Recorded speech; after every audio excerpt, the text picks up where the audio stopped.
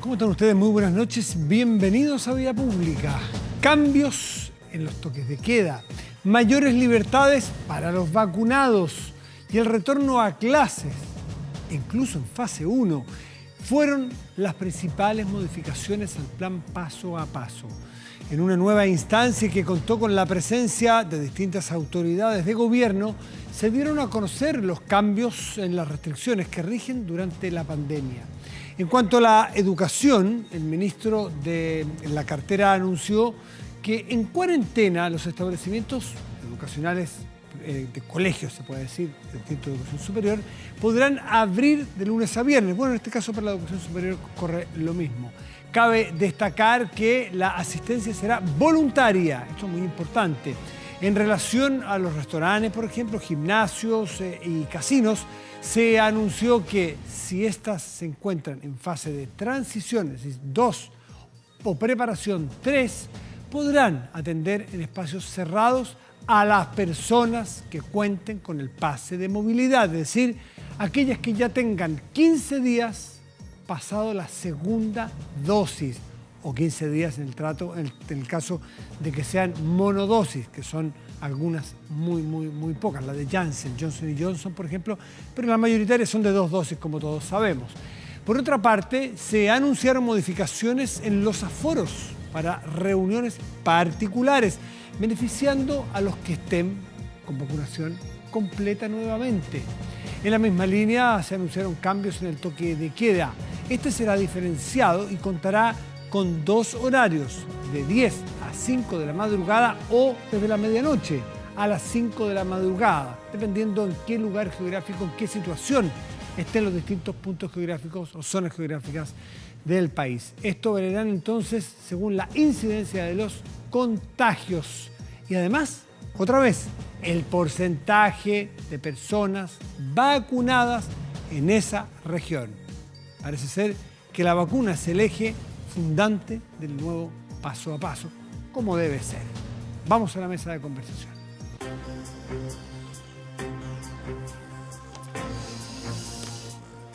Y para comentar el nuevo escenario que se abre con este paso a paso remozado, reformado, tomamos contacto con Carlos Pérez, que es el académico decano de la Facultad de Medicina y Ciencias de la Universidad de San Sebastián e infectólogo de la Clínica de la Universidad de los Andes. Carlos, muy buenas noches, gracias por recibirnos como siempre.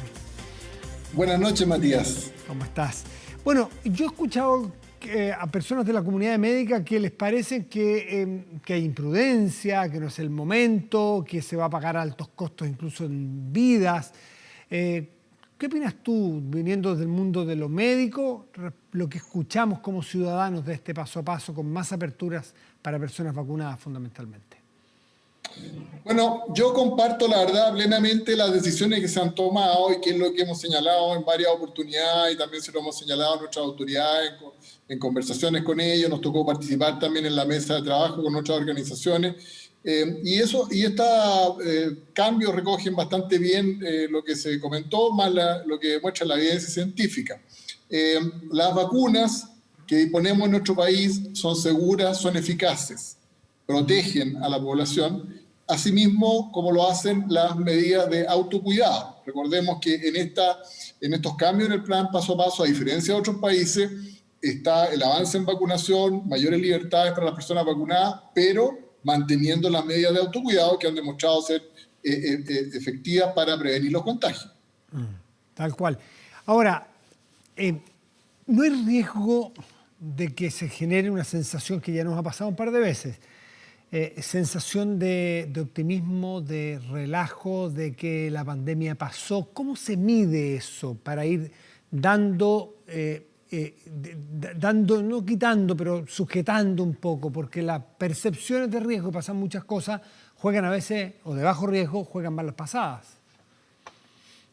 Bueno, uno de los ejes que tiene estos cambios en el plan paso a paso es mantener, ¿no es cierto?, la comunicación del riesgo por todos los actores, seguir insistiendo en que esta pandemia sigue vigente, que sigue ocurriendo transmisión, que siguen ocurriendo casos, que seguimos teniendo que protegernos, pero que podemos retomar algunas de nuestras actividades, podemos tener más libertades, los que estamos vacunados, porque, insisto, esta vacuna protege, ¿no es cierto? Pero debemos, asimismo, mantener las medidas de autocuidado, que son una protección adicional, incluyendo la posibilidad de que nos enfrentemos a una mayor circulación de nuevas variantes, como la variante Delta, por ejemplo, que ya está en nuestro país en pequeños números, pero podría aumentar. Carlos Pérez, vemos que hay una línea que conduce a todas las medidas, ya sean en recintos públicos o privados, deportivos, festivos, educacionales, recreativos o gastronómicos. Hay un factor común, que es para las personas con las vacunas, la pauta completa de la vacuna, incluso 15 días después, porque allí es donde uno le dan el permiso de movilidad. Esto puede para algunos parecer que priva las libertades para las personas que, por minoritarios que sean, que estiman que no es bueno vacunarse. Yo no estoy de acuerdo, pero hay que respetar la opinión de todas las personas. ¿Qué te parece a ti que una política pública dé beneficios solo a aquellos vacunados? Bueno, se ha establecido desde un comienzo que esta vacunación iba a ser voluntaria, no podía ser obligatoria, porque recordemos que la mayoría de estas vacunas tienen un carácter de aprobación de emergencia, porque los estudios no están concluidos, todavía están en marcha, y por lo tanto se dio la libertad de que las personas la recibieran. Sin embargo, el deseo y nuestra recomendación ha sido que sí la reciban, ¿no es cierto? Y esto de una manera, yo no iría de castigar a las personas, porque todas las personas, vacunadas o no, tienen los mismos derechos y acceso a cuidado de salud y a otras necesidades, pero sí para ciertas actividades de mayor riesgo se les limitan, y un poco para protegerlos a ellos mismos, ¿sí? ¿Cierto? También no es un tema de que nos estemos protegiendo el resto de la comunidad, porque estamos vacunados y nosotros vamos a usar nuestras medidas de autocuidado. Estamos protegiendo también a esas personas que no están enteramente vacunadas de adquirir este virus y de llevarlo a sus hogares. Ahora, las personas que deciden libremente, adultos que deciden no vacunarse o no vacunar a sus hijos, de alguna manera están impidiéndole al resto de la sociedad poder alcanzar la ansiada, ¿cómo se llama? La inmunidad de rebaño. La inmunidad de rebaño. La inmunidad de rebaño. ¿Cómo se hace en un caso de que sean justamente un grupo de personas que va a mantener circulando el virus con más frecuencia? De alguna manera atenta contra los otros ciudadanos que sí se han vacunado. ¿Cómo lo ven ustedes en el mundo de la infectología?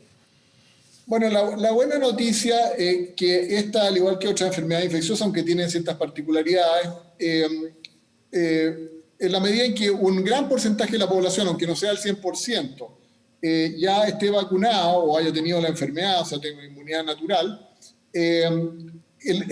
la tasa, la transmisión, ¿no es cierto?, el llamado R efectivo, o sea, la posibilidad de una persona infectada infectar a otra va reduciéndose, baja de una persona. Entonces, por lo tanto, el virus, a pesar de que queden algunas personas potencialmente susceptibles, va circulando menos y va tendiendo a extinguirse en esas comunidades. O sea, en la mayoría de los lugares, cuando se vacuna ante cualquier agente, no se logra el 100%, pero basta con un porcentaje importante para que el virus reduzca su circulación notablemente.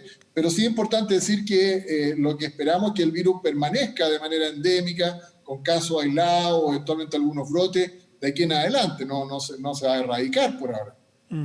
Y eso va a hacer que probablemente todos los años, por lo menos los próximos 3, 4, 5, por decir algo, porque tampoco sabe uno cuánto, vamos a tener que seguir vacunándonos en una de esas con 2 o con 3 vacunas, incluso aunque no seamos dueños de clínicas, y que, por ejemplo, tengamos que ver qué va pasando con este experimento, porque son de alguna manera experimentales, ¿no es cierto?, las vacunas. ¿Tú crees que, dada tu experiencia, va a ir mejorando cada uno de los laboratorios su producto? ¿Va a ir afinándose respecto de la evolución del virus también? Bueno, la verdad es que nunca antes en la historia de la medicina se había logrado en tan corto tiempo disponer de tal variedad de vacunas contra un agente infeccioso nuevo. Así que estamos viviendo una era distinta Y en ese mismo sentido estamos teniendo información día a día, ¿no es cierto? Y conociendo mejor acerca de la protección, la duración, la necesidad de los refuerzos, etcétera. Se están también ya trabajando en nuevas vacunas con las mismas plataformas, pero ajustadas a las nuevas variantes. Así que eso va a ir permitiendo, ¿no es cierto?, ir adecuando estos programas en el futuro.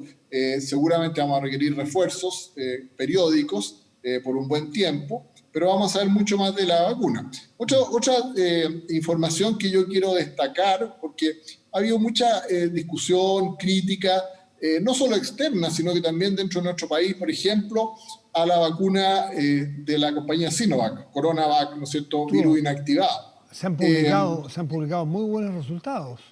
Claro, entonces yo quiero destacar que en el día de ayer ya se publicó un trabajo hecho exclusivamente en Chile, ¿no es cierto?, con datos locales de efectividad en la población en general. El revista New England Journal of Medicine es muy exigente, ¿no es cierto?, y publicó los datos que ya conocíamos acá, ya son públicos para todo el mundo. Hoy día en la revista Lancet se publican los datos de la misma vacuna en Turquía, con resultados incluso mejores, ¿no es cierto?, que ya había alguna información preliminar como de prensa, pero están publicados en la revista Lancet. Así que ya existe información científica de muy buen nivel, similar a la de otras vacunas, y por lo tanto es una vacuna enteramente competitiva, ¿no es cierto?, y equivalente a otras que se están utilizando en este momento. Claro, en torno al 60, lo que se indica es que para CoronaVac, que es la de Sinovac, con décimas más, décimas menos, 65% de las personas que iban a morir, si es que no, así me lo explicó hoy día Rafael Arauz, que está a cargo de este estudio, que hubiesen muerto, que iban a morir si no existiera la vacuna, un 65% de esas personas se salva cuando está vacunado. Es una maravilla. Y sube a un 80 y tantos % para hospitalizaciones y en torno a 85, por ahí, no recuerdo las cifras porque no las tengo aquí a la vista, también para situaciones de agravamiento de la enfermedad. Es decir, muy buenos resultados. Y esto es bueno explicarlo porque hay gente que a veces hace lecturas equívocas o escucha de que en realidad no era tan buena la vacuna. La información, la evidencia científica dice otra cosa.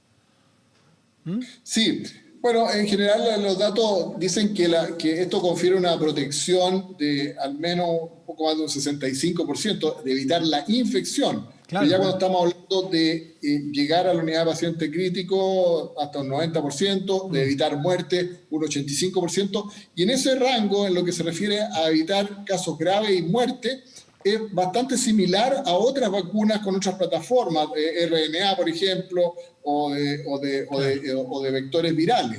Entonces, yo creo que esto, como les digo, es una información muy potente, con un muy buen número de sujetos, ¿no es cierto?, que ya hemos recibido estas vacunas. Así que nos da bastante tranquilidad. Otro tema que está en discusión en este momento es cuánto dura esa inmunidad, sí, cuánto protege contra las variantes. Eso está en estudio en este momento, y por ello, insisto, la necesidad de seguir cuidándonos de igual manera con las medidas de autocuidado, mascarilla especialmente. Carlos, por último, volviendo al tema original al cual te convocamos, que es el paso a paso, ¿se te quedó algo afuera de lo que tú hubieses imaginado? O al contrario, Census, ¿tú crees que en algunas situaciones descritas hoy día por la autoridad se están tomando un poco más de riesgos de lo necesario? ¿Qué te hace ruido en el paso a paso nuevo? No, en general me parece muy razonable. A todos yo creo que nos preocupa un poco cuando uno ya habla de eventos más masivos, ¿no es cierto? Más masivos, especialmente en espacios cerrados, cientos de personas o miles de personas reunidas en espacios cerrados.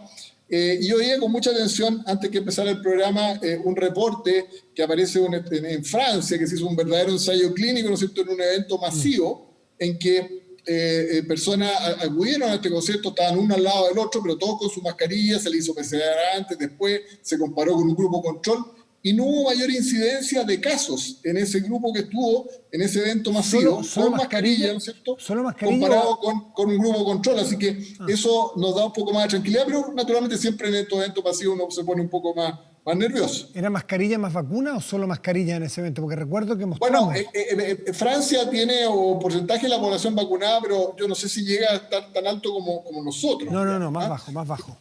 Así que el resto, digamos, muchos de esos jóvenes, porque hay muchos jóvenes, seguramente no estaban vacunados, pero Todos se habían hecho su PCR al ingreso, se habían, digamos, usaban su mascarilla, y bueno, ahí vemos que esto protege, ¿no es cierto?, evita contagio. Carlos Pérez, decano de la Facultad de Medicina de Ciencias de la Universidad de San Sebastián, infectólogo de la Clínica de la Universidad de los Andes, muchísimas gracias por estar con nosotros esta noche. Buenas noches, Matías. Que esté muy bien, gracias. Hacemos una pausa y volvemos. Espérenos.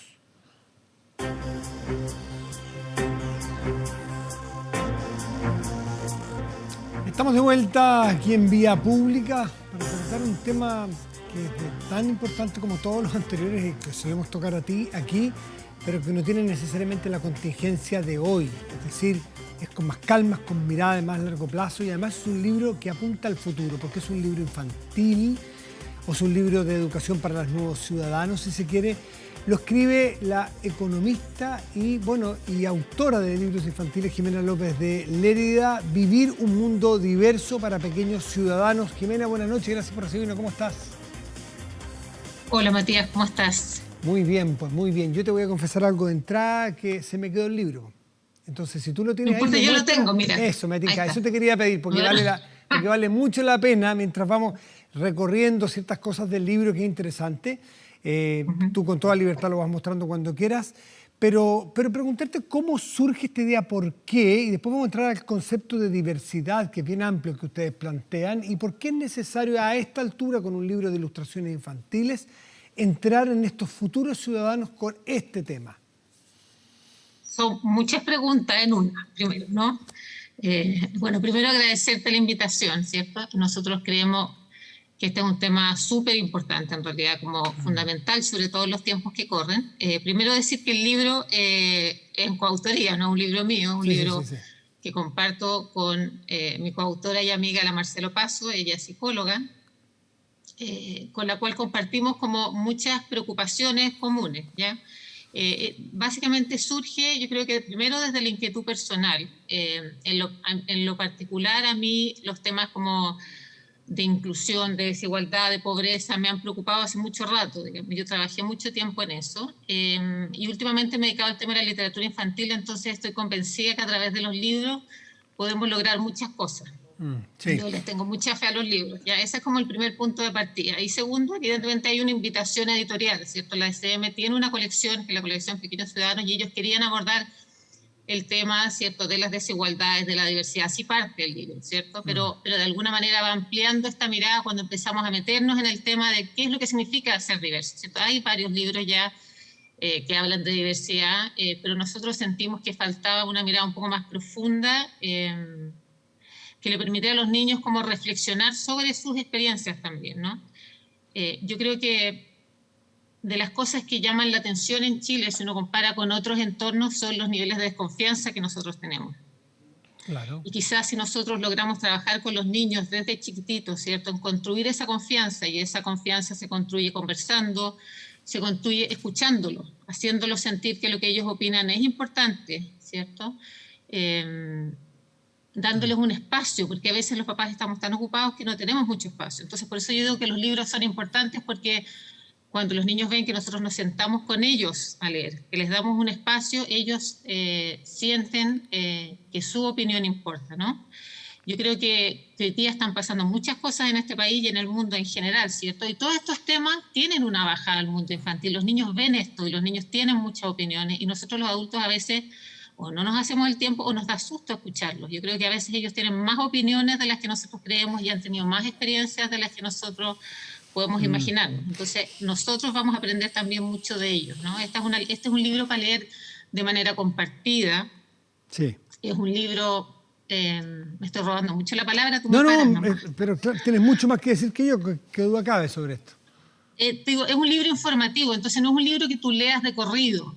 Es un libro en que tú hoy día puedo leer una página, por ejemplo. Y te detienes en un tema y te quedas pensando en ese tema. Por ejemplo, porque tocan ustedes, a mí me sorprendió, porque uno ve este libro, que lo puedes mostrar mientras te hago esta pregunta.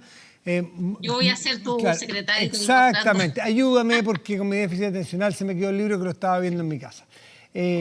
Uno lo ve en la portada y después dice, bueno, esto debe ser el tema que está muy en boga, afortunadamente, que es enseñar en la diversidad. Y uno se le viene a la cabeza la diversidad sexual, por ejemplo, la diversidad racial en un país multicultural.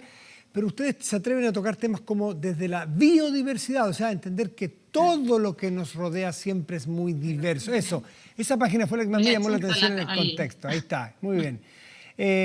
Los niños y las niñas cuando nacen, el ser humano es diverso y cuando empieza a perder capacidad de diversidad es con los adultos los influimos. Entonces esto quizás es una cuña a la mala influencia de los adultos, que estamos llenos de prejuicios muchas veces.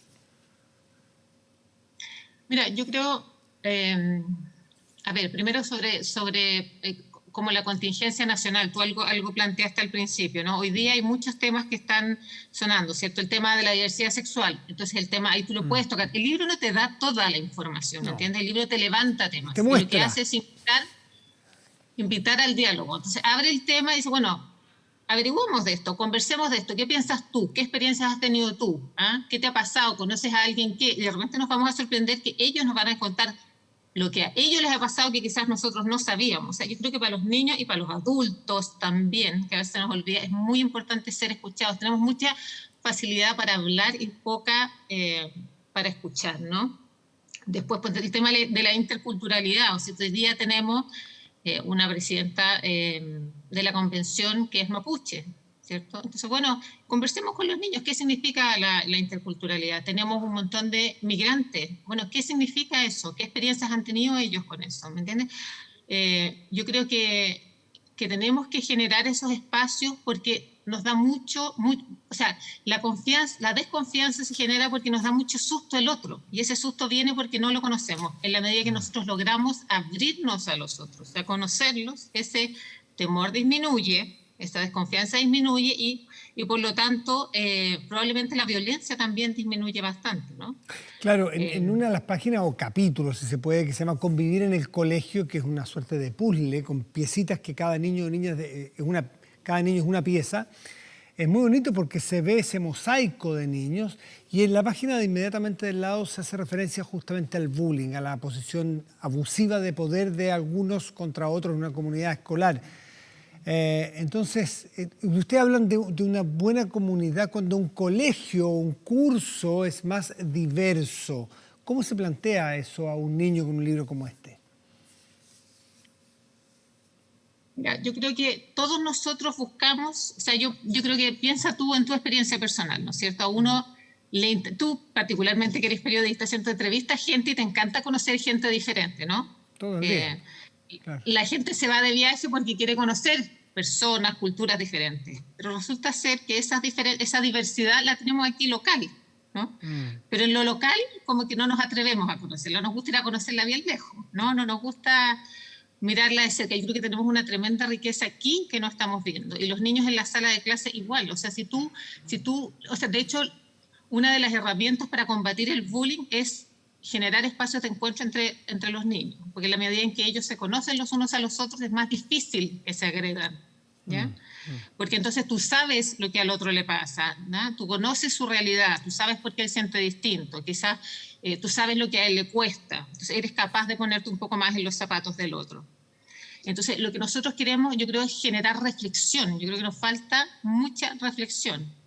¿Qué me pasa a mí cuando el otro me mira? ¿Qué me pasa a mí cuando el otro me escucha? Entonces quizás yo tengo que hacer lo mismo con el otro también, ¿no?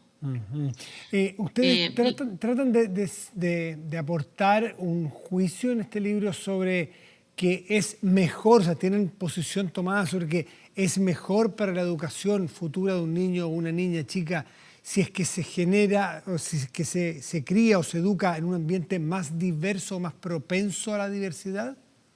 Definitivamente, pues igual que hoy día se dice en las empresas, ¿cierto? Mientras más diversidad tú tienes, más creatividad tú también tienes.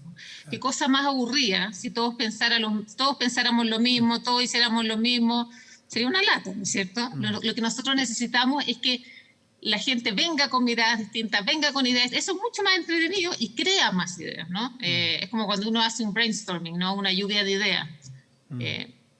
¿Cierto?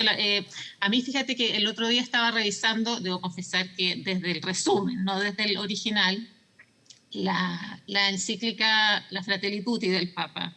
Y él dice una cosa muy bonita.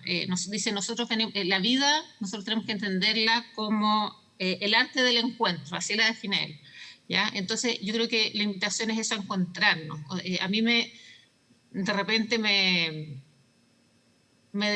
uno tiene un poco de desesperanza, ¿cierto? A veces cuando ve las noticias y dice, santo Dios, todos peleados con todos. Entonces, ¿qué queremos enseñarle a nuestros niños? Quizá la generación nuestra ya viene media maleada y tenemos que trabajar con los más chiquititos. Quizás ellos pueden venir mejor formados y yo estoy segura que para ellos todos estos temas son menos temas para nosotros. Y menos dramáticos que más para nosotros. acostumbrados a la diferencia, ¿no? La reconocen, la respetan, la valoran y nos exigen a nosotros muchas veces. Bueno, ellos viven en un país donde en las calles hay a simple vista más diversidad. Tenemos grupos migrantes de otros países que son notorios. Hay personas que vienen de China, personas que vienen de Haití, personas que vienen de Colombia con otro idioma. Bueno, tenemos un montón, y eso no pasaba hace 20, 30, 40, 50 años. En Chile era todo mucho más homogéneo. En fin, cuando tú hablas de enseñar con ejemplos, me imagino que es la idea por la cual ustedes integran también en un apartado los que aportaron en la inclusión y mencionan a 3 personas que le dedicaron su vida, de alguna manera, o hicieron grandes aportes a la inclusión. Braille, que es este joven que perdió la vista, o Martin Luther King, por ejemplo. Cuéntanos de estos ejemplos que ustedes ponen, cuál es la tarea que cumplen en este libro. Mira, la verdad es que lo pensamos harto al ponerlo, porque la verdad es que nosotros lo que más quisimos en el libro no fue destacar la diferencia de algunos, ¿ya? Evidentemente ponemos esos casos porque son muy emblemáticos, de alguna manera como un ejemplo de que todos podemos hacer un aporte, independiente de lo difícil de que nos haya resultado el comienzo de nuestra vida. A Braille le tocó muy difícil y a partir de esa dificultad él logró crear cosas nuevas, ¿no? Y sensibilizarse con lo que le pasaba a otros. Yo creo que cuando a uno le tocan cosas difíciles también uno se sensibiliza mucho más. Pero como yo te diría que 2 grandes ideas en el fondo que quisimos tratar de transmitir es que no es que hayan unos diferentes de otros, o sea, no hay unos diferentes de mí, sino que esto de la diferencia es un continuo. Somos todos distintos. Claro, no hay uno igual a otro. O sea, hacer entender que yo soy diferente del otro. O sea, a mí me pueden mirar raro si es que yo miro raro a alguien. Es que no hay ni uno que sea igual a otro, no sé si me entiendes. Estamos equidistantes, hay una equidistancia entre 2 personas. Claro.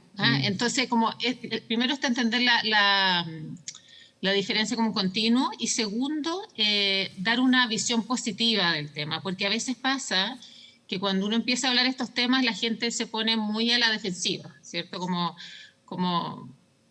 con la sensación de que uno la va a culpar de alguna manera, de que no lo está haciendo bien, de que no está siendo inclusiva, de que no está considerando al otro. Y la verdad es que justamente es al revés. Lo que nosotros queremos es como mostrar todo lo bueno que puede ser, como incorporarnos todos, ¿ya? Considerar al que creemos que es distinto, y lo creemos que es distinto porque no nos hemos parado a conocerlo, ¿cierto? Amartya Sen, que no sé si tú lo conoces, que es un premio Nobel, sí, claro, ¿cierto? Claro, economista. Exactamente, tiene un libro maravilloso que a mí me encantó, que se llama Identidad y Violencia. Y él sostiene que todas las violencias que vemos tienen que ver porque nos encasillamos en distintos grupos, ¿cierto? Yo cuando miro a alguien digo, este es de los de derecha, de los de izquierda, de los buenos, de los malos, ¿me entiendes? El cerebro tiende a encasillar a la gente. Y lo que nosotros necesitamos es darnos cuenta de que nosotros somos más que una de las categorías en que nos meten, que las personas son más de una de las categorías en que nosotros las ponemos. Entonces, por ejemplo, tú eres periodista, eres papá, no sé, serás deportista, eres muchas otras cosas, ¿cierto? Yo soy mujer, soy mamá, entonces podemos diferenciarnos en muchas cosas, en muchas opiniones, pero seguramente también tenemos muchos puntos de encuentro. Entonces la invitación es a conectarnos desde aquello que nos une, ¿cierto? Y aprender cómo a enriquecernos con lo que desde lo que nos diferencia. Al final todos tenemos cosas que nos unen. Claro, el otro día escuchaba a un periodista justamente que contaba una historia que era muy divertida, que le tocó estar en un viaje, me parece que era en la India o en China, donde una cultura muy distinta a la nuestra, y andaba solo, creo que era en la muralla china, y se encontró con un grupo de mexicanos, colombianos, venezolanos, no me recuerdo exactamente. Y en ese contexto, a él le parecía el vecino, un venezolano, pero el vecino literal, el vecino de la casa del lado, o el colombiano, pese a que estamos a miles de kilómetros. Si estamos aquí en Latinoamérica, uno ve el colombiano que es culturalmente bastante distinto a nosotros en muchas cosas, pero si estamos en China somos casi idénticos. Entonces, ¿lo ves en Santiago de Chile? Lo ves Claro, entonces todo es relativa la diferencia, ¿no es cierto? Somos latinoamericanos, hablamos el mismo idioma, raíz latina común, somos exactamente lo mismo. Parece que no éramos tan distintos. Entonces, era conocerse, depende del contexto. Es interesante esto de la diversidad. Y yo creo que... Sí, Jimena. Sí, no, otro aspecto que me parece que es interesante destacar es el tema del diseño universal, que nosotros lo planteamos ahí, ¿no? En el término de los espacios y también de los aprendizajes, o sea, generar espacios físicos, digamos, y ambientes, en el fondo que sean inclusivos a todos. ¿Qué significa, no? Cuando uno habla, ¿cierto?, de integración, normalmente habla de hacer adecuaciones para que otros puedan participar. Cuando hablamos de inclusión es generar espacios para que todos puedan desarrollarse al máximo, ¿entiendes? No es porque te hacemos una concesión especial a ti para que puedas estar con nosotros, sino que es como generemos un espacio donde todos podamos funcionar. Punto. ¿Cierto? Eso es lo que es el diseño universal o en la educación hay un término similar, ahora lo tengo medio perdido, pero en el fondo que se generen condiciones para que todas las personas se puedan desarrollar lo máximo posible. No normalizar en el fondo, no homogenizar. ¿Tú crees que debe ir en la educación intencionarse, voy a ponerlo así como en forma bien caricaturesca, casi como un ramo de la diversidad? Porque cuando yo veo tu libro son tantas las diversidades que en realidad digo, claro, es bueno entregarla a goteo en todos los ramos, en el día a día, en lo cotidiano, pero a veces sería bueno intencionarlo como vamos a pasar un ramo, un curso completo de diversidad, porque cuando vemos aquí en tu libro, que parece para niños chicos, pero es bastante para grandes, diversidad en tamaños, diversidad en colores, diversidad en cosas que comemos, diversidad sexual, diversidad de... O sea, hay tantos tipos de diversidades que sería bueno a lo mejor intencionar un curso específico, más que dejarlo para repartido en todos los temas. ¿Qué te parece a ti, desde el punto de vista de la educación? Parece que yo discrepo. Sí, pregunto. Está bien, pues de eso se trata. No, yo siento que tiene que ser más horizontal. O sea, yo creo que aquí lo que hay que hacer, más que tratar todos los temas de la diversidad, es en el fondo ir aprovechando las experiencias que estamos teniendo para conversar estos temas, ¿cierto? Yo creo que aquí lo más importante lejos es favorecer la reflexión. Entonces, por ejemplo, ¿qué pasó esta semana? Estoy pensando, este libro, en el fondo, claro, uno lo puede jugar de 10 años para arriba hasta los 99, digamos, si es que uno llega a vivir hasta ahí, ¿no? Pero, por ejemplo, en los colegios, ¿cierto? Esta semana salió la encuesta CACEN. Sí. ¿Qué nos mostró la encuesta CACEN? Tú, no sé si lo conversaste con tus niños, por ejemplo, o si ellos lo escucharon en la radio, y probablemente se enteraron a través de las redes. Los niños son más enterados que uno hoy en día, ¿cierto? Claro, que después de 20 años, hoy día tenemos más pobres que antes. Siempre veníamos bajando, estábamos teniendo menos y ahora tenemos más que en la última medición. Ya. Ahí tenéis ya una tremenda reflexión para los niños para hablar de qué significa eso, ¿ya? ¿Por qué funciona distinto? ¿Por qué en el fondo se genera este incremento en desigualdad? ¿Qué significa este incremento en desigualdad? ¿De qué estamos hablando en términos concretos? ¿Qué pasa con un niño que tiene mi edad? Igual en otro contexto, te fijas, como tratar de hacerlos pensar en lo más concreto posible. ¿Qué pasó con los migrantes? ¿Cierto? En el caso de los migrantes, la caída fue muchísimo más brusca. Entonces, bueno, ¿conocen ustedes a alguien que sea migrante? ¿De dónde viene? No conozco a nadie. No conozco a nadie. ¿Por qué no conoces a nadie? ¿No te llama la atención? ¿Te fijas? Yo creo que ahí, entonces, en cada nueva noticia que tenemos, de repente en historia, yo qué sé, en literatura, hay un montón de ramas en que uno puede subirlo, ¿entiendes? Claro. Por ejemplo, en matemáticas, ¿cierto? ¿Cómo calcula el índice de pobreza? ¿Y en qué lugares? Y comparemos. ¿Y qué pasa? ¿Los países más pobres son más desiguales? ¿No? ¿Te fijas? Yo creo que pero intencionarlo, que quizás no como un ramo en particular, puede ser una gran lecera, pero intencionar la educación de la diversidad, ¿te parece a ti que es una buena herramienta? A mí me parece definitivamente que es una herramienta fundamental, ¿sí? O sea, yo creo que no podemos, mira, a mí me encanta mi país, pero es un país tremendamente desigual. Y no solamente tremendamente desigual, sino que muy segregado. Entonces lo que pasa es que no vemos lo que le pasa al otro. O sea, hay un Chile que no vemos y hay niños que no saben lo que pasa en otros lados. Entonces yo creo que tienen que poder verlo. Este año fue, o el año pasado, que salió una encuesta a los empresarios, a grandes empresarios o algo así, en que les preguntaban cuál era el nivel de desigualdad que había, cuál era el nivel de pobreza, no me acuerdo los valores ahora, Pero lo que ellos creían respecto de la realidad discrepaba muchísimo, ¿cierto? Porque claro, no son temas que están ellos viendo a diario. Entonces, de repente la percepción que tenemos nosotros de lo que está pasando es mucho más leve de lo que es la realidad en verdad. Vivir un mundo diverso, Jimena López de Lérida, coautora de este libro que lo puedes mostrar para pequeños ciudadanos, me lo muestra al terminar. ¿Lo tienes a mano y para mostrarlo, para despedirnos? Lo tengo a mano, sí. Ahí Yo está. quiero destacar una cosa bien importante, que son las ilustraciones de la Romy. La Romy Rivera es la ilustradora del libro y hizo un trabajo muy lindo increíble. El libro. Es muy lindo el libro. Realmente un trabajo increíble. Editorial SM, y me imagino que ya está en librería, así que te agradezco mucho por esta conversación y por el aporte que hacen para la educación de los niños. Jimena, buenas noches y gracias. Listo, muchas gracias. Chao, chao, buenas noches. Hacemos una pausa y ya volvemos, espérenos.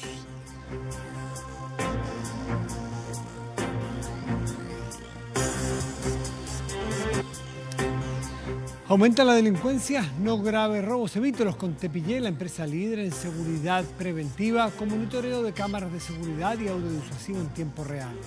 Tepillé protege 24/7 su empresa y también su hogar. No sea usted la próxima víctima y contrátelos en tepillé.cl. Vamos a la pantalla principal de nuestro estudio y revisamos nuestro portal de noticias 24horas.cl. En este momento tiene las noticias justamente tiene que ver con los laboratorios de las vacunas. Dice, Pfizer solicitará a reguladores de Estados Unidos que autorice tercera dosis de refuerzo de la vacuna COVID contra variante Delta. Son noticias que nos interesan mucho. Esta no es la que más se ha puesto en Chile, pero tiene dos características, que es la segunda después de la Coronavac, y esta es la que se le está poniendo a los menores de edad. Por lo tanto, estamos atentos a lo que allí ocurra. Pausa y volvemos. Espérenos.